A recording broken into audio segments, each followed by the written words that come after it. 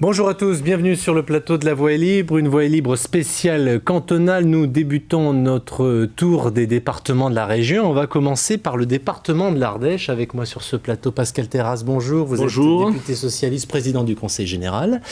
Face à vous, Jacques Dubail, bonjour. Vous êtes élu du Nouveau Centre, président du groupe d'opposition au Conseil général. Bonjour. Et par ailleurs chef d'entreprise. Merci messieurs d'être venus à Lyon. Avant de commencer, je voudrais d'abord vous donner quelques éléments pour, on va dire, cerner le débat et pour vous faire une idée du département de l'Ardèche, puisqu'on est là quand même pour parler de ce département.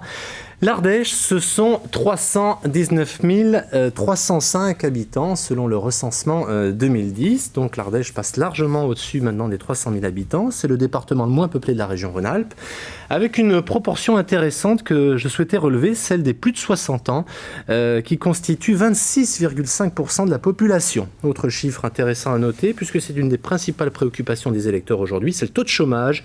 9,6% de la population active est au chômage. L'Ardèche est l'avant-dernier département de Rhône-Alpes en matière d'emploi.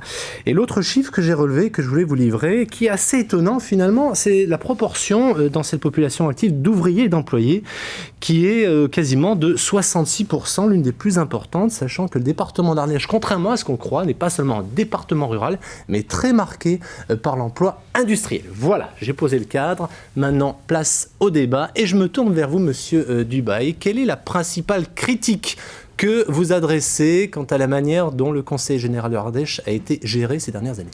Alors d'abord, redonner le cadre. Je crois qu'on a un département et un Conseil général, comme beaucoup de conseillers de France, qui ont beaucoup évolué depuis 12 ans. 98, arrivée de la majorité que préside Pascal Terrasse au Conseil général, et finalement une évolution assez étonnante. 2002-2004, les lois de décentralisation, l'amplification de compétences, la multiplication par 3 du personnel départemental. Et nous, j'aurais tendance à dire, opposition départementale, notre premier constat, c'est qu'il y a un certain nombre de virages qui n'ont pas pu et qui n'ont pas su être pris par la majorité actuelle. Lesquels ? Alors, pour nous, c'est des choses assez simples, mais finalement, dont on peut comprendre qu'elles n'aient pas été prises, parce que je pense qu'aussi il y a des visions différentes de la gestion d'une collectivité départementale, l'adaptation de nos effectifs, l'adaptation de nos politiques départementales, la proximité, et le fait aussi peut-être d'être capable de mieux gérer localement ce qu'on a parfois contesté quand c'était géré au niveau national. Et donc ces virages-là, ils n'ont pas été pris. On a eu une escalade quand même de la fiscalité, très souvent critiquée par nous, mais en même temps concernée en disant, ben voilà, finalement c'est l'État qui se désengage, donc qu'est-ce que je peux faire d'autre que d'augmenter la fiscalité? Et nous, on considère qu'il y avait d'autres pistes, mais Pascal Terrasse, président du Conseil général, le sait, nous en avons souvent débattu. Et puis, le deuxième point, parce qu'il faut être concis et rapide, c'est quand même le bilan un peu affligeant de la gestion des grands projets. Il faut quand même rappeler que la grotte Chauvet a été découverte en 1994, que le Mastrou fonctionnait, il ne fonctionne plus, que des sites comme le Gerbier des Joncs sont annoncés avec un aménagement et une adaptation de la politique touristique depuis des années, qu'à ce jour rien n'est fait, et que finalement les seuls projets qui tiennent aujourd'hui l'Ardèche, que ce soit au niveau économique, au niveau touristique, sont des projets qui ont été initiés depuis plus de 12 ans. Et donc notre constat, c'est de dire finalement, il y avait des virages, on les a pris qu'à moitié. Et parfois, j'ai dit ça en assemblée, je disais finalement, on va dans le mur, et même le président du Conseil général klaxonne. Et enfin, les grands projets, alors moi je pense quand même qu'il faut en politique être honnête et cohérent. Aujourd'hui, gérer une collectivité, c'est difficile. On préside des exécutifs, le président du Conseil général est là, c'est pas simple. Tout n'est pas blanc, tout n'est pas noir. On n'est pas dans une logique d'opposition systématique, mais on ne peut pas quand même passer sous silence ces 2 points cruciaux.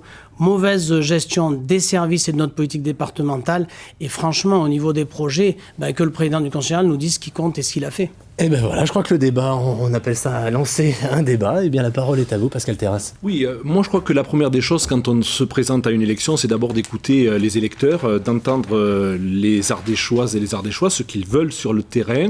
Et je les entends nous dire qu'ils veulent des services de proximité. Je les entends qui nous disent qu'ils veulent que les services publics soient présents sur tout le territoire. Et donc nous avons essayé, malgré un désengagement très fort de l'État, vous le savez, l'État a mis en place un système qui a transféré des charges sans nous donner les moyens financiers qui allaient avec. Donc malgré tout, on a essayé de bien tenir, de bien gérer le département. Je vous rappelle que notre département, aujourd'hui, n'est pas endetté. Notre département a une fiscalité dans la strate des départements moyens qui est l'une des moins importantes, la fiscalité. Et quand je regarde la fiscalité au niveau national, je voudrais vous montrer simplement un petit tableau qui est lui-même très parlant. Voilà, très concrètement, ce que l'État, depuis que je suis président, a pris aux Français, c'est-à-dire en gros 350 €, quand le département, dans la même période, en prend moins de 35 €. Donc c'est ça la réalité. C'est-à-dire qu'en gros, il y a des engagements de l'État, une fiscalité qui augmente très fortement au niveau national, et dans le même temps, on se retrouve, nous, face à des inquiétudes. Et personnes âgées, santé, hier j'ai écouté le président de la République, il nous dit en gros, il serait bien peut-être que l'on mette en place des maisons pluridisciplinaires de santé, il serait bien peut-être que l'on aide les médecins à s'installer en milieux ruraux. On le fait déjà en Ardèche, ça fait déjà 3 ans que l'on a mis en place. Et sur les grands projets, Grotte-Chauvet, le permis de construire est lancé. Moi, depuis que j'ai pris la présidence du Conseil général, c'est-à-dire en 2006, j'ai lancé cette procédure. Le permis de construire est lancé, les travaux ont commencé, il a fallu un peu de temps. 30 000 ans, c'était l'âge de la découverte. On a mis 4-5 ans pour construire, ça va bien. Gerbier-de-Jon, actuellement, la DSP est lancée par l'État, c'est une demande de l'État, et le Mastrou, je rappelle que c'était géré par une société mixte, et avant c'était géré par une association, c'est nous qui relançons le Mastrou, c'est-à-dire que sans l'engagement du Conseil général, il en serait fini du Mastrou. ADN, par exemple, quand on nous dit qu'on ne fait rien. ADN, donc Ardèche Drôme numérique. Nous sommes le premier département, aujourd'hui avec la Drôme de France, en matière de département numérique. On a fibré toute l'Ardèche, 2500 km de réseau de fibre optique. Quand je sais que l'État nous dit qu'il va lancer un grand emprunt national pour fibrer les départements ruraux, nous, on a pris déjà quelques dizaines d'années d'avance. Alors, messieurs, je le disais en introduction, votre département se caractérise par un emploi industriel qui est assez présent, et on le sait, on en parle régulièrement dans les journaux régionaux, le département souffre, on a vu quand même plusieurs fermetures d'usines, parfois des délocalisations. Qu'est-ce qu'aujourd'hui vous proposez l'un et l'autre sur ce chapitre-là, sachant que ce n'est pas non plus une des compétences pleines et entières du Conseil général, à peu près 3% du budget aujourd'hui du département de l'Ardèche. Je le rappelle, l'ensemble du budget, la grosse partie du budget, c'est l'aide sociale. Mais qu'est-ce que vous proposez l'un et l'autre pour à la fois développer l'emploi, le garder sur votre secteur ? Juste une réponse à Pascal Terrasse, on est dans un débat. Je crois qu'on peut se jeter des chiffres à la figure. Globalement, sur la fiscalité, il est obligé d'en convenir. On est dans les 7 départements de notre strate qui avons augmenté le plus de fiscalité depuis un certain nombre d'années. On peut se balancer les chiffres. C'est faux. Voilà.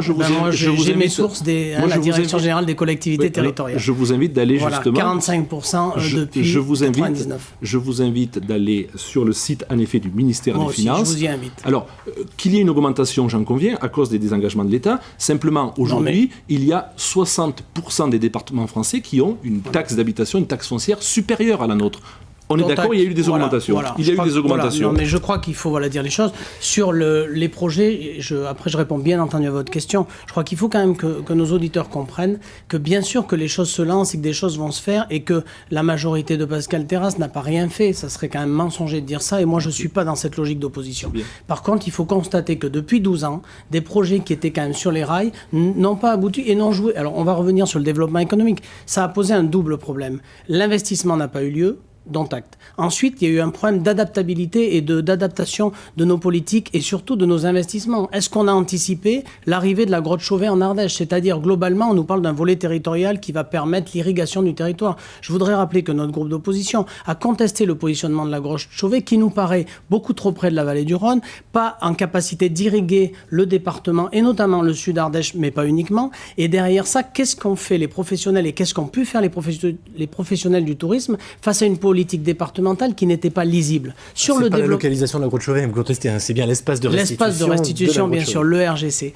Alors, bien sûr que sur le développement économique, ce n'est pas une compétence majeure du Conseil général. Plus de 55% de nos dépenses, c'est l'action sociale, c'est le cœur du débat. Et je crois qu'il faut qu'on ait l'honnêteté de dire que l'action sociale, elle n'est pas de gauche, elle n'est pas de droite, elle est compliquée dans une période de crise. Je fais une pause là-dessus. Vous êtes d'accord avec ça, Pascal Terrasse, que finalement, le département sur l'action sociale, c'est un peu un tiroir-caisse aujourd'hui ? Oui, je le crois, il faut être très soucieux de la dépense sociale et j'essaie de faire en sorte que notre dépense sociale soit affectée à ceux qui en ont besoin. Je pense aux personnes âgées en particulier. premier département de France en matière d'action sociale au profit des personnes âgées. Ce n'est pas moi qui le dis, c'est un classement national. Nous avons rénové nos maisons de retraite. Nous avons aujourd'hui une action très forte en direction des personnes âgées dépendantes. Nous avons mis en place des dispositifs de maintien à domicile parce que nous croyons beaucoup aux personnes âgées. C'est aussi un moyen de création d'emplois. Comme j'ai l'habitude de le dire, ce n'est pas le Conseil général qui crée l'emploi. Le Conseil général, lui, il doit donner au monde économique des dispositifs qui lui permettent justement de créer de l'emploi. Je parlais tout à l'heure de la fibre optique. C'est un moyen aujourd'hui d'aller vers des emplois à forte valeur ajoutée. Puis je vois ce qui se passe dans notre département en matière d'agroalimentaire. Nous sommes le 4e département français en matière d'agroalimentaire bio. C'est un engagement qui est très fort. Sur la cosmétologie, on fait des choses assez extraordinaires. Avec Compositech, sur de la recherche, on fait des choses aussi passionnantes. Vous avez raison, l'action sociale ne doit pas être vue simplement comme une dépense, mais doit être vue aussi et avant tout comme une richesse. Je pense à toutes celles et ceux qui travaillent dans le secteur médico-social aujourd'hui. Les infirmières, les aides-soignantes, les aides ménagères, c'est de l'emploi non délocalisable. Donc on parle aussi de développement économique. Là, vous avez que quelques phrases sur le développement économique. Je veux que vous soyez assez précis. Je serai très précis. Le développement économique, il se fait par les entrepreneurs. Ce n'est pas les collectivités qui vont initier l'emploi. Et heureusement, parce que quand on voit ce qui se passe dans nos collectivités, on serait mal barré. Donc qu'est-ce qu'il faut faire? Nous, il faut qu'on soit un facilitateur. Il faut que le département soit un peu le chef de file, le coordinateur. Qu'est-ce qu'on a vécu depuis des dizaines d'années? Les collectivités ont empilé les structures, ont chacune leur service de développement économique. On a des gens qui sont globalement sur les territoires, dans les pays, dans les contrats de développement, dans les intercommunalités, au conseil général, qui a en plus ses satellites, parce qu'il faut bien nourrir ses hommes. Donc on a un syndicat d'équipement, on a un certain nombre de syndicats parallèles qui globalement diffusent l'action, font en sorte que l'euro investi ne va pas directement où il faudrait qu'il aille. Et derrière ça, je voudrais finir par deux choses. On a aujourd'hui des gens qui investissent sur notre département, il faut les soutenir. On ne peut pas avoir un président du conseil général qui, et j'ai beaucoup de respect pour l'homme, mais passez-moi l'expression, joue les pleureuses sur son sort. Le président du conseil général, il est député. Et donc, il confond parfois les gens. L'assemblée départementale, c'est la gestion de la collectivité départementale. On a besoin d'un président de conseil général qui donne envie aux investisseurs et qui est la pêche et qui disent, ben oui, on a des difficultés. Oui, l'État, parfois, s'est désengagé. Moi, je l'ai contesté. Oui, il y a des choses qui ne vont pas forcément au niveau national. Mais bon sang de bois, quand on est élu local, on a une responsabilité, c'est donner aussi envie aux gens. Et j'y reviendrai tout à l'heure, il faut aller chercher des entreprises à forte valeur ajoutée. Alors, monsieur Terrasse, est-ce que vous êtes un Ardéchois socialiste ou un socialiste ardéchois je suis les deux. Moi, je ne suis pas la moitié à Paris, la moitié en Ardèche. Je défends les dossiers à Paris pour faire venir, en effet, des entreprises en Ardèche. Dans pas longtemps, on va annoncer d'ailleurs la création d'une très belle entreprise dans le département de l'Ardèche. Quand il a fallu sauver des entreprises qui étaient en difficulté au moment de la crise, j'ai vu quels étaient les conseillers généraux qui étaient aux côtés des salariés. C'est un sujet qui est évidemment très important.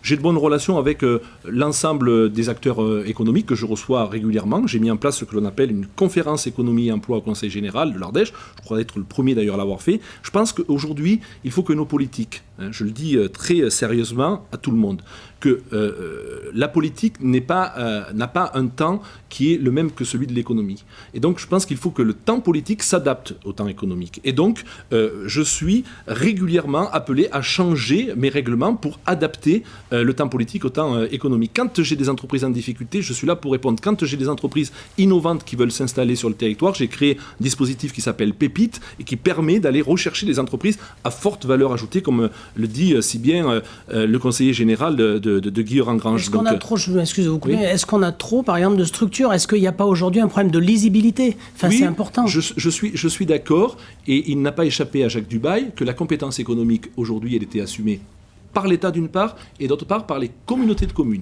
Le Conseil général fait de l'économie dans ce que l'on appelle ses compétences non obligatoires. Chaque fois que j'aide au monde agricole, chaque fois que j'aide au développement économique ou touristique, je le fais en plus de ce que je devrais faire. Je ne suis pas obligé de le faire. Et quand j'entends qu'un certain nombre, peut-être pas Jacques Dubail, mais un certain nombre de ses amis politiques disent, en gros, il faut se recentrer sur les compétences du Conseil général. Ça voudrait dire que si j'entendais ce discours-là, je n'aiderais plus le secteur économique, l'agriculture, je n'aiderais plus le développement touristique de notre département. Moi, j'y tiens beaucoup. Alors messieurs, on va faire une petite pause dans cette émission pour informer les téléspectateurs sur la situation politique aujourd'hui au sein de l'Assemblée départementale avec deux cartes. D'abord une carte sur la situation actuelle. Vous allez voir, on va découvrir notamment l'ensemble des cantons.